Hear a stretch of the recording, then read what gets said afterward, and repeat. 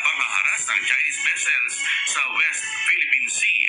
Para sa Senadora, mas tamang isulong ng Senado ang dagdag suporta para sa modernisasyon ng Armed Forces of the Philippines o AFP para tigutan na ng Philippine Navy.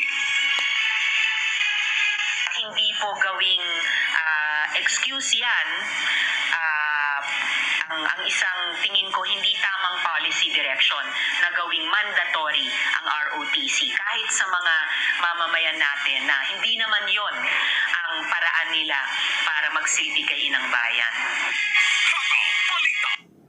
Madam, ano po ba masama sa ROTC?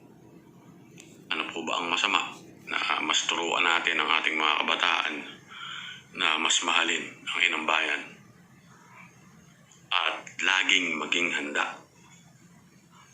Bago man po yung ating mga kagamitan, wala naman tayong sundalo o walang reserbang mamumuno. Bakit po lagi na lang tayong nakakontra? Pwede po bang pagsabayin na lang natin? Dagdagan ng mga kagamitan, mas pagandahin, turuan ng ating mga kabataan, ibalik sa ROTC. Hindi po ba mas maganda yun? Ito po, pakinggan nyo.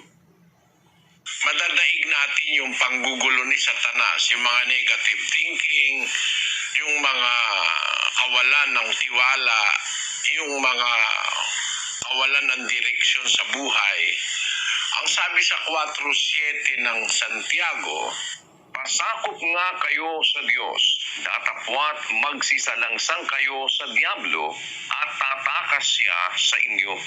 In English it says, submit yourselves therefore to God, resist the devil, and he will flee from you.